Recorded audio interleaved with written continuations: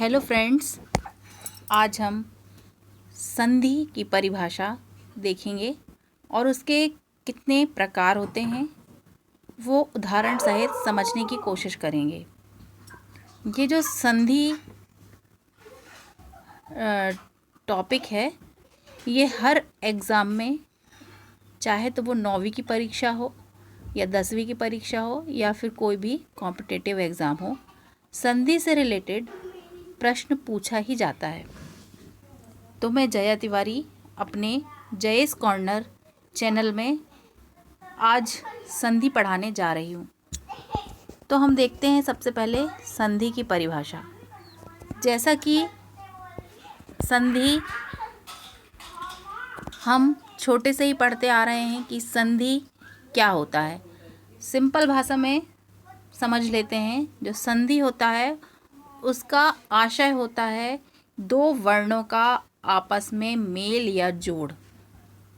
जब दो वर्ण अर्थात छोटा आ हो जाए या बड़ा आ हो जाए, या कह सकते हैं आप कि कोई भी ऐसे दो वर्ण, निकटवर्ती वर्ण, जो मिलकर एक क्या कर दें, शब्द बना दें। मतलब कि उन दोनों के आपस में मिलने से जो विकार उत्पन्न होगा वह आपका संधि कहलाता है। इस प्रकार से हम संधि की परिभाषा समझ सकते हैं कि जब दो वर्ण आपस में पास पास मिलते हैं या जुड़ते हैं और उनके जुड़ने से जो नया शब्द निर्मित होता है या नए शब्द की जो उत्पत्ति होती है वही शब्द हमारा संधि कहलाता है। संधि के हम उदाहरण देख लेते हैं। संधि के बहुत से उदाहरण हैं, यहाँ पर मैंने केवल 2 उदाहरण ही लिए हैं। जैसे कि हम देखें हिमालय। जो हिमालय है यह हिम और आलय, ये 2 अलग अलग वर्णों से मिलकर बना हुआ शब्द हिमालय है। इसमें आप देखेंगे आ और बड़ा आया है। ये दोनों वर्णों का जब आपस में मेल हुआ तो इनके विकार से क्या उत्पन्न हुआ, हिमालय बना। ये हमारा संधि का उदाहरण है।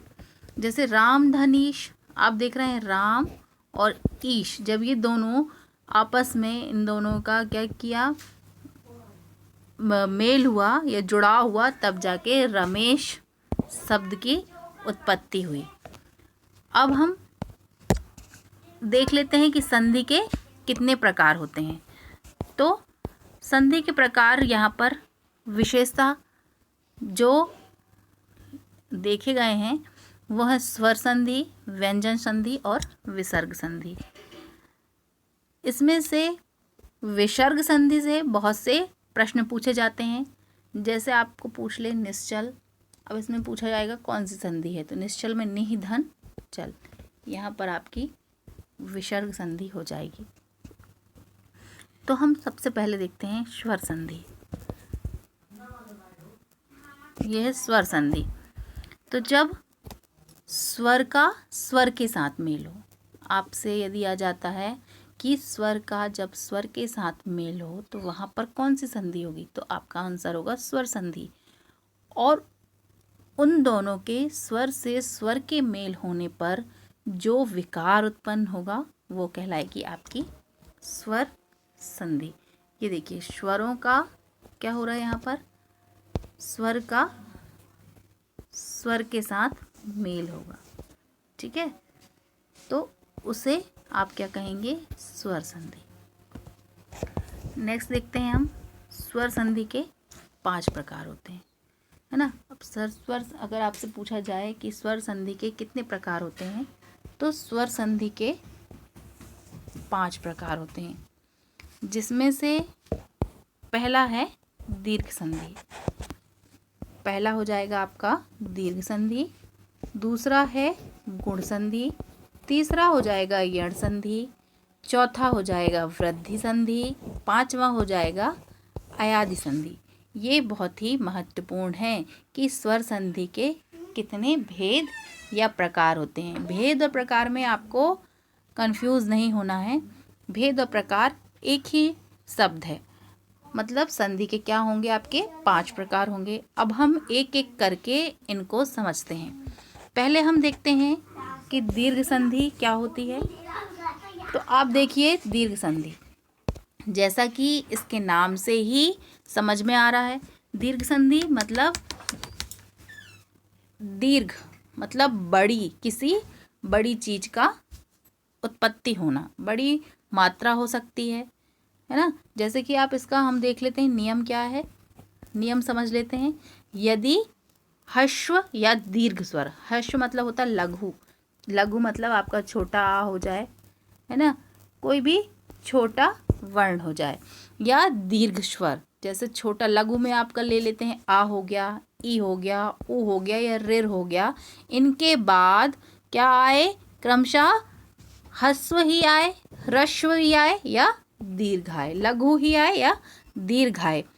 तो वो दोनों के मिलने से क्या हो जाएगा, बड़ा दीर्घ का निर्माण होगा। जैसे छोटा आ धन छोटा आ, छोटे आ के साथ क्या मिलेगा, जब छोटा आ मिलेगा तो बड़ा आ बन जाएगा। छोटी ई धन छोटी ई बड़ी ई बना देगी।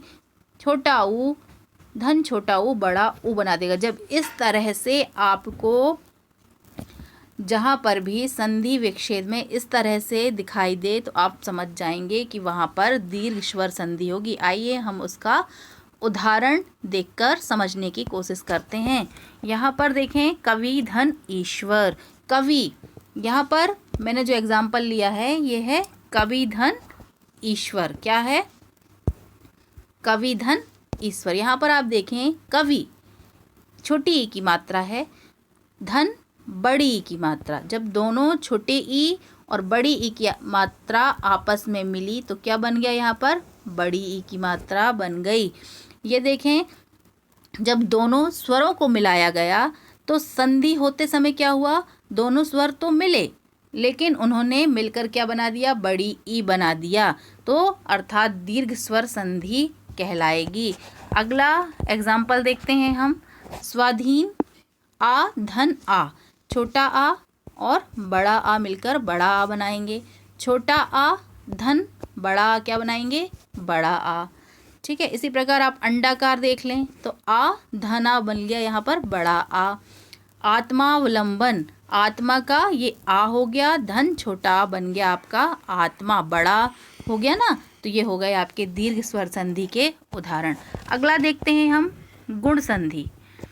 ये गुण संधि बहुत ही महत्वपूर्ण है, इसको हम बहुत ध्यान से समझने की कोशिश करते हैं। इसका जो नियम है वो है यदि आ अथवा आ मतलब छोटा और बड़ा आ के बाद कोई ई ऊ रिर एवं आ जाए तो क्या होगा,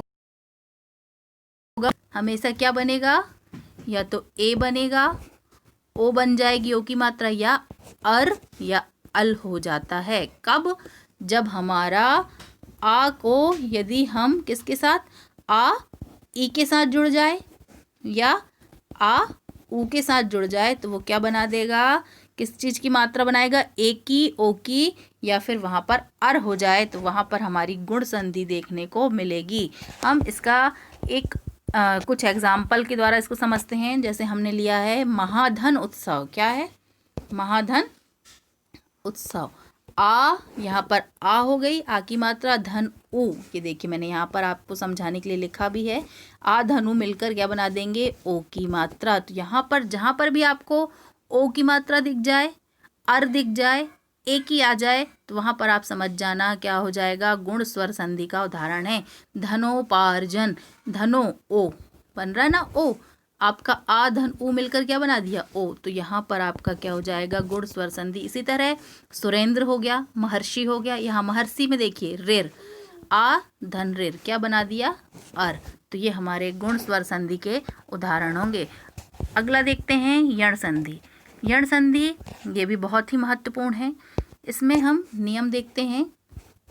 यदि ई ऊ रिर के बाद क्या हो जाए, कोई असमान स्वर आ जाए, अर्थात ई के बाद बड़ा ई, ऊ के बाद बड़ा ऊ आए तो वहाँ पर क्या होगा, अगर ई के बाद बड़ा ई हो तो या हो जाएगा, ऊ का वा हो जाएगा और रिर का हो जाएगा रा। ठीक है, तो इस प्रकार यदि जिस भी संधि विच्छेद करने पर आपको दिखाई दे कि ई के बाद क्या हो, ई के बाद ऊ या ई के बाद बड़ा ई, इस तरह के शब्द हों तो वहाँ पर आपका ऊ का वा हो जाएगा और ई का या हो जाएगा। ये हमारी यण संधि के नियम हैं। तो यण संधि के कुछ उदाहरण देख लेते हैं, जैसे अनुधन ऐषण। क्या है अनुधन ऐषण, मतलब ऊ धन ए, क्या ऊ और ए ये दोनों स्वर हैं जिनसे मुख्यतः क्या हुआ, जब संधि विच्छेद करेंगे हम तो अन्वेषण वा बन गया है ना, संधि हुई और अनु और ऐषण का अन्वेषण बन गया। तो यहाँ पर हम इसका हो गया यण संधि का उदाहरण होगा यह, जैसे अत्यधिक, यहाँ पर आप देखेंगे ई धन आ मिलकर क्या बना रहे हैं, या, अर्थात या बन गया या फिर वा हो जाता, जैसे प्रत्यक्ष में या बन गया, प्रतिघात में या देखने को मिल रहा ना, ई धन आ मिलकर क्या बना रहे हैं, या। तो यहाँ पर आपकी क्या हो जाएगी, यण संधि। अगला हम देखते हैं वृद्धि संधि। वृद्धि जैसा कि नाम से ही समझ में आ रहा है कि वृद्धि हो रही है, अर्थात किसी चीज का संख्या में बढ़ जाना क्या कहलाएगा, वृद्धि संधि। जब हम संधि करें तो क्या हो, संधि करते समय आ के साथ ए हो तो आई बनता है, और जब आ के साथ ओ हो तो उसका क्या हो जाएगा, औ हो जाएगा, मतलब कि मात्राओं में वृद्धि हो रही है। तो यहाँ पर आपका क्या हो जाएगा, वृद्धि संधि हो जाएगा। हम इसके कुछ एग्जाम्पल देखते हैं। महाधन ऐश्वर्य, यहाँ पर आ धन ए, क्या है, आ धन ए मिला के क्या बना रहे हैं, आई की मात्रा हो गई, महेश्वर महेश्वर, तो क्या हो गया, यहाँ पर संधि होगी। महाधन ओजस्वी, आ धन ओ बराबर मात्रा बन जाएगी आपकी औ, तो मात्राओं में वृद्धि होने के कारण यहाँ पर हमारी वृद्धि स्वर संधि होगी। परम धन औषध, परम औषध मतलब औ की मात्रा हो गई, आ धन औ मिलके क्या बना रहे हैं, औ, तो यहाँ पर हमारा हो जाएगा वृद्धि स्वर संधि। नेक्स्ट है अयादि संधि। अयादि संधि से भी बहुत सारे क्वेश्चंस एग्जाम में पूछे जाते हैं, तो इसका हम नियम देख लेते हैं। जब ए और ओ औ से परे किसी भी स्वर के होने पर, परे मतलब ए और ओ औ से अलग कोई भी स्वर आए तो उसका क्या हो जाएगा, आए और अव हो जाए तो वहां पर क्या होगा आपका अयादि संधि। एक बार और समझ लेते हैं, जब ए आई और ओ औ से कोई भिन्न स्वर आए तो वहां पर आपका आए अव आव हो जाए, वहां पर आपकी कौन सी संधि होगी, अयादि संधि। अब हम इसके कुछ उदाहरण देख लेते हैं। इससे जरूर ये पवन हो गया आपका, नाविक हो गया, ये दे देगा और पूछेगा इसका संधि विच्छेद करके संधि का नाम बताइए, तो इसमें कंफ्यूज नहीं होना है। पो धन अन क्या बन गया, ओ धन आ बराबर अब हो गया ना, पव में देखें आप तो अव छिपा हुआ है, पवन। ऐसा ही नौ धन एक क्या बन गया, आ धनवा, यहाँ पर क्या बन गया, आव। पवन, नाविक, ये सब किसके उदाहरण हैं, ये हमारे अयादि संधि के उदाहरण है। नयन हो गया, ऐसे बहुत से उदाहरण जो कि आपको किसमें देखने को मिलेंगे, अयादि संधि के अंतर्गत आप देख सकते हैं। श्रवण हो गया, पावक, पावन, नायक, ये सब हमारे अयादि संधि के उदाहरण हैं। इसमें से एक प्रश्न आपको पूछा ही जाता है अयादि संधि गुण स्वर संधि से, इसलिए आपको बाकी संधि तो पढ़ना ही है, लेकिन इन 3 संधियों पर विशेष ध्यान देना है। तो